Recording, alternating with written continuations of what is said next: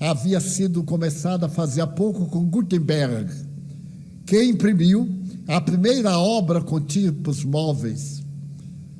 E então, quando ele leu o Evangelho, não tinha nada a ver com o que a igreja dizia. A doutrina do perdão. A igreja governava a terra com a pena de morte através da Inquisição espanhola. E de sua majestade Torquemada, um dos homens mais perversos da humanidade. Então, ele viu que era um absurdo. Aí resolveu limpar do cristianismo o culto às imagens, aos deuses, herança do paganismo, porque está no primeiro mandamento: eu sou o Senhor teu Deus, que te tirou do Egito, da casa da escravidão. Diante de mim não tereis outros deuses, nem daquilo que está nos céus, acima das águas, nem na terra. É o primeiro mandamento. Tenho certeza que muita gente não sabia. Só sabia que o primeiro mandamento é amar a Deus acima de todas as coisas. Não, isso é só um pedaço. O resto, a igreja não diz, porque está contra ela. Amar a Deus acima de todas as coisas. Não fazer imagens, deuses, porque só há um Deus. E esse Deus é o amor. O amor cobre a multidão de pecados. Então surge o protestantismo. Lutero era austero, mas uma das primeiras coisas que ele fez foi ir contra o celibato. Para quem não lembra o que é não casar. O celibatário é aquele que não é casado, mas pode ter sua amantezinha. Ele não é casado, é celibato, é solteiro com amante. Então, a igreja tinha em muitos sacerdotes afilhados, que eram todos filhos de sua reverendíssima, que não era casada. Então o dogma não é o dogma da abstinência, é o dogma do matrimônio. Por quê? Porque se ele tivesse filhos, ele herdaria os bens do pai quando morresse. E os bens do pai são a igreja, as espóstulas. Então a igreja anulou essa possibilidade. Se fosse um filho não do casal, não tinha direito. Agora já tem. Agora é formidável. Basta a pessoa viver com alguém um bom período e esse alguém tem direito em todos os lucros da pessoa durante a vivência com ele. É uma evolução das leis que nós não valorizamos, mas eu sou do tempo em que não havia o divórcio, era o desquite, era uma coisa imoral. Porque uma pessoa que tem uma vida normal, um matrimônio, separa-se, está legalmente desquitado, mas não legalmente separado do sexo. Quem é que vai poder viver a partir daí agora em castidade? É hipocrisia. Todo mundo tem seu relacionamento. Felizmente veio a lei do divórcio. Lá na Bíblia diz: quem te acompanhará até a morte. Eu vos declaro marido e mulher. Não como nós dizemos, esposo e esposa. Não existe isso no direito civil. Marido e mulher. Ela é minha mulher, que também é um absurdo, porque ninguém é de ninguém. É a mulher com quem eu estou casado. E ele é o cara que eu carrego como cruz. Porque são sutilezas que a gente se acostumou e não nota. Porque todo mundo faz, a gente também faz. Então, o conceito de Cristo caiu. O materialismo, a partir do século XVII, por volta de 1630, quando um inglês apresentou uma tese de separar a religião da ciência, no século XIX, estava dominando na França e no mundo, quando a Revolução Francesa apresenta 3 itens para se libertar da casa dos Bourbons, de Luís XVI e Maria Antonieta. Por que libertar-se da casa dos Bourbons? Porque a igreja havia dito que os reis são de ascendência divina.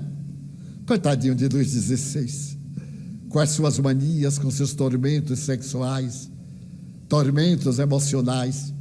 Luís XIV, Le Roi Soleil, esse rei sol que nos deu a maravilha de Versailles, e que era tão depravado, que teve a oportunidade de dizer: après moi, le déluge, depois de mim, o dilúvio. Portanto, o resto que desapareça. E veio o dilúvio. O seu neto foi expulso do poder. Luís XVI era neto de Luís XIV, o rei Sol. Então, o que aconteceu? Era necessário ter um ideal para ter revolução. E o ideal era fraternidade, como base. Então, vemos hoje o nosso país tão escasso de fraternidade. Igualdade, e nós vemos tantas separações, classes privilegiadas, classes miseráveis, nem constituem uma classe. Há um subtítulo, a ralé, que na Índia corresponderia aos párias. Portanto, liberdade, fraternidade, igualdade. Mas para ser livre, é necessário saber respeitar o direito do outro.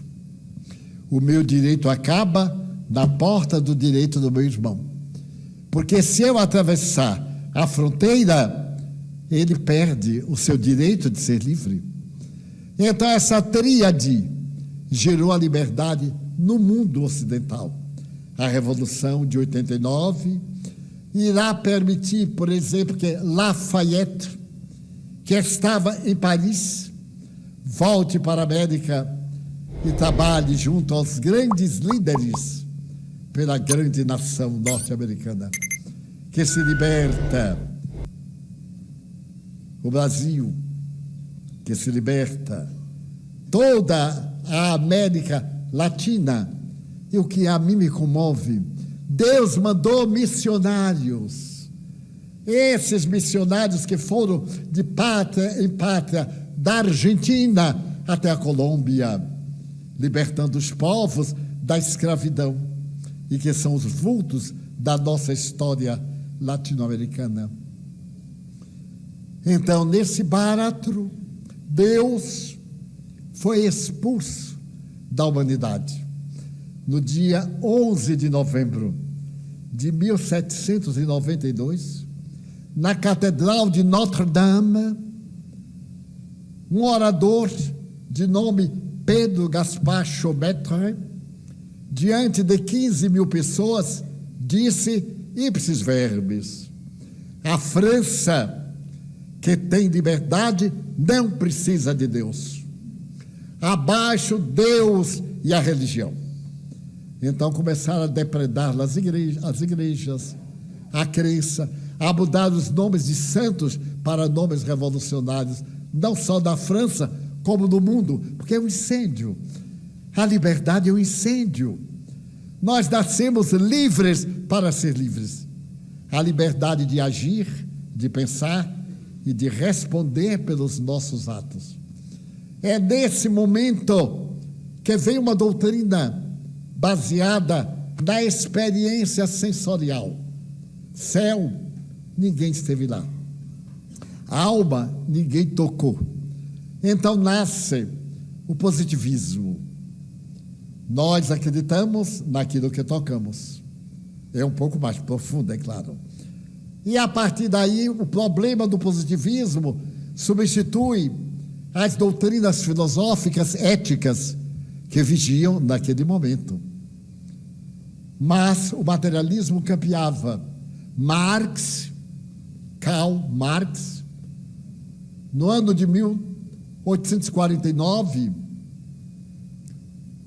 publicou O Capital, o livro, cujo primeiro item, a primeira frase do livro, O nosso dever é combater o cristianismo, o judaísmo.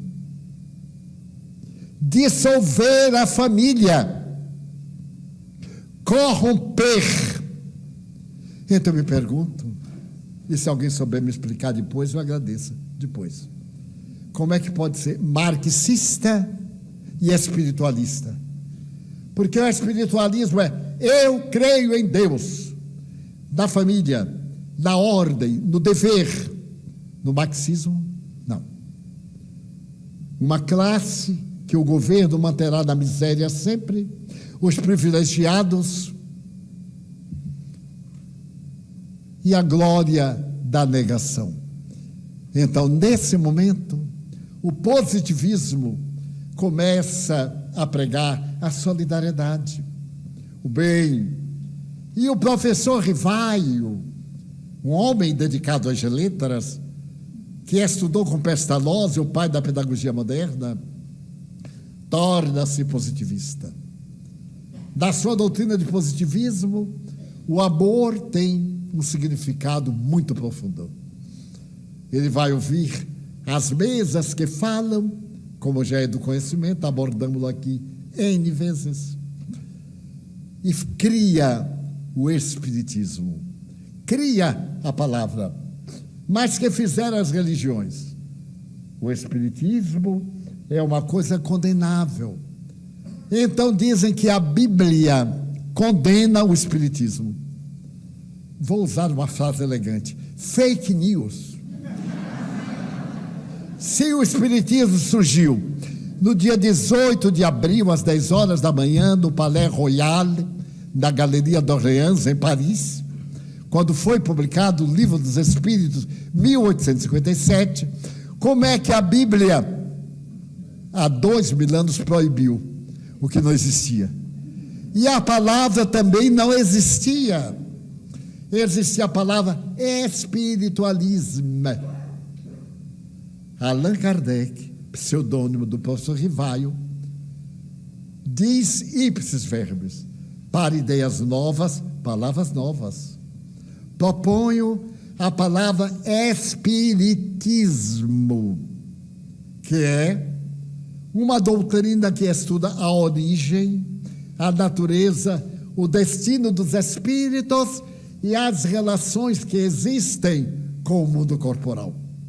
Foi criada às 10 horas da manhã de um sábado. Veja que detalhes, porque está tudo anotado. Então, nasce o espiritismo. Com qual objetivo? Se reconhece o verdadeiro espírita pelo esforço que empreende para ser hoje melhor do que ontem, amanhã melhor do que hoje. É tão notável isto, porque nos dá uma certeza de que somos incompletos e de que estamos numa completude através das reencarnações.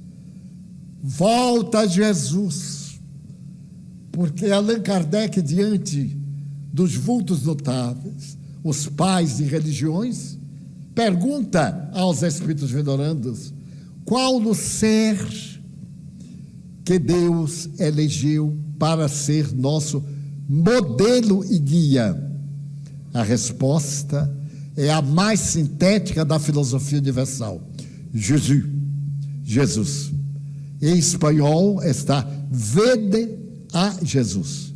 Em português, que segue a tradição francesa, é Jesus. Então Jesus é o maior vulto da história da humanidade. E toda a doutrina é um relançamento do Evangelho na sua pureza, tornarmos-nos melhores, não termos a preocupação de melhorar o outro, ajudar o outro, porém cada um é um. Eu não posso mudar o destino, não posso exigir que essa senhora pense pela minha cabeça, porque ela tem uma história multimilenar, eu tenho outra história. Então os fatos para mim ocorrerão de tal forma, para ela de tal forma. E Allan Kardec, que é o pseudônimo do professor Rivaio, em homenagem a uma reencarnação que ele teve na França, 100 anos antes de Jesus. Então estabelece no seu Evangelho, que é um estudo do Evangelho de Jesus. Eu já devo ter lido esse livro umas 50 vezes. Assim, fora consultado todo dia, toda hora, porque é o pão da vida. E fala a respeito desse homem ao qual ninguém se equivale. Sim, há muitos imitadores dele. Francisco de Assis. Ele foi um ímolo de Jesus. Francisco chegou a ter a sombra junguiana, que Clara o repreendeu. Ele se atormentava porque não era perfeito. E ela disse: meu pai, perfeito é só o Pai que está nos céus. Imitar o Senhor, sim, mas igualar nunca. Então, digamos psicologicamente que era a sombra. Olha que sombra maravilhosa, né? Querer ser igual a Jesus. São João da Cruz, esse místico espanhol, que escreveu uma das páginas mais belas da psicologia, A Noite da Alma.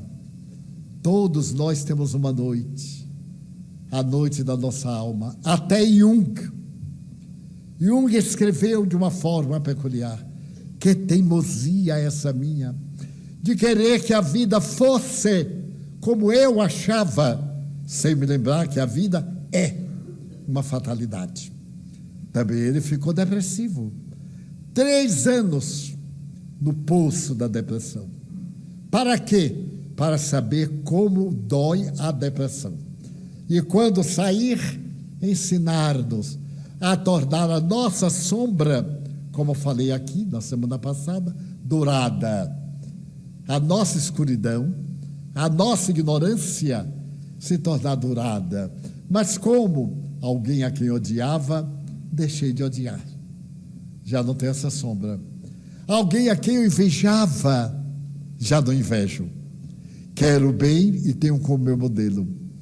Aquele que me perseguia e que eu desejava vingança, agora eu acho que ele é doente. Como é que eu vou perseguir um doente? Ele é mais fraco do que eu. Aí está o ouro na sombra da nossa personalidade, da psicologia mais profunda, que é a psicologia analítica. Então, hoje, estamos às vésperas em que a sombra do Brasil, da visão psicológica, a partir de amanhã, será o resultado do que nós fizermos. Treva ou luz, amor ou desgraça, fraternidade ou belicosidade. Cabe-nos esta responsabilidade. A liberdade defendida na Revolução Francesa é: não se omita. A omissão está ao lado do outro. Eu não vou votar. Quer dizer que você votou contra o Brasil. Por que é que tu vai votar? O Brasil lhe dá a terra, lhe dá o solo. Porque não me interessa a política. Mas quando você passa fome, vai lhe interessar a política.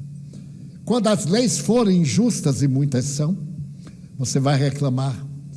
Quando o aborto bater na sua porta, quando o crime hediondo estiver no seu coração, você vai dizer: mas que é isto? Culpa sua. Foi você que escolheu. Vá e vote na maior besteira que lhe dê na cabeça. Mas vote. Cumpra o dever. Ser partidário da política de Jesus é eleger o homem de bem. Está no Evangelho, eu li aqui para todos. Então amanhã, o Brasil espera que nós façamos a melhor escolha para nós. Não importa quem. Mas nós é que seremos o responsável pelo destino da pátria, sem ódio de ninguém, porque eu dou o direito que o outro pense diferente de mim. Senão, onde está a fraternidade? Onde está a igualdade? Daí, recordando aqueles dias de guerra que ficaram em paz para nascer Jesus. Recordamos as dificuldades do momento para darmos lugar a uma nova era para a humanidade e trabalharmos, não para que os outros melhorem, para que nós melhoremos. O meu exemplo é a maior mensagem que eu posso dar a alguém. Nestes dias, tem saído na imprensa muita coisa que eu disse. Fake news, eu acho tão chique. Nunca disse nada, coitado. Mas sempre disse, vamos ser melhores. Vamos amar a Cristo. Na última segunda-feira, eu psicografei uma mensagem. A política de Jesus. Eu ia trazê-la hoje, mas estamos na véspera de uma decisão e não desejamos influenciar a ninguém, porque é uma questão de consciência, que a vida nos vai cobrar além da morte. Então, qual é a política de Jesus? Quando os fariseus quiseram perguntar-lhe, é lícito pagar o imposto? Porque o imposto, os judeus odiavam, e nós também aqui em particular. Quem é que não odeia essa coisa desagradável chamada imposto? Ainda mais quando a gente sabe que não vai para o bem público, vai para o bolso particular. Então Jesus disse, dai a César o que é de César, e a Deus o que é de Deus. Então os fariseus eram muito hábeis da mentira, e tu pagas o imposto? Coitado de Jesus, não tinha um tostão. Ele parou e disse a Pedro, vai ali pescar e joga a rede para a esquerda e traz o peixe que vais pegar. Pedro foi correndo, jogou a rede, aí apareceu um peixe com uma moeda na boca. O peixe não conseguia engolir a moeda. Aí Pedro tirou, deu a Jesus e ele pagou o imposto. Isso era de César, mas a Deus o que é de Deus. Nós somos filhos de Deus e devemos dar-nos a Ele integralmente. Senhor, faze de mim o que te aprouver. Que seja o nosso apelo nesses dias depois de amanhã, no futuro, pensando na imortalidade da nossa alma. Desta forma, havia eu pensado todo o dia de hoje, que palavras diria aos meus irmãos, se não evocar nesta síntese muito rápida e deficiente a história do cristianismo, do espiritismo e, acima de tudo, da dignidade humana. Preservarmos nossa dignidade. Ser humilde não é ser espezinhado, escarnecido, é ter dignidade pessoal que ninguém alcança. Há pessoas que andam preocupados com a sua humildade.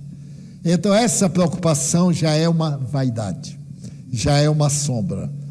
A nossa preocupação é estar cada vez mais próximo de Deus, mais perto, e dizer um dia, como o apóstolo Paulo disse, vou repetir a frase como está no... Sou eu quem vive, é Jesus que vive em mim.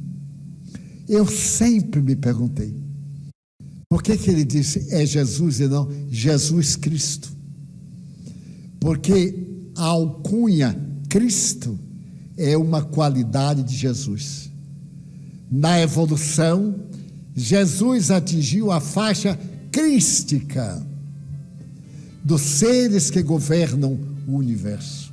Um Cristo, um Buda, um Atma, é um estágio. Então Jesus é o homem que viveu conosco, que teve os problemas que nós enfrentamos. Então chegará o momento de dizer, bem, já não sou eu quem vive, mas é Jesus, que através de mim vive em companhia dos meus irmãos. Vamos orar.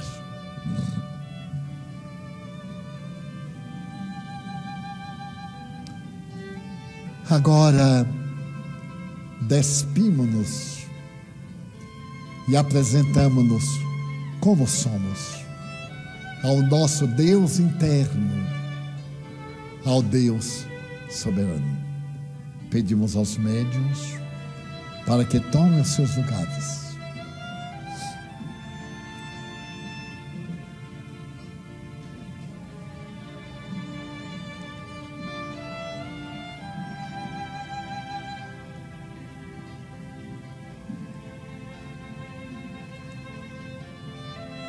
Senhor,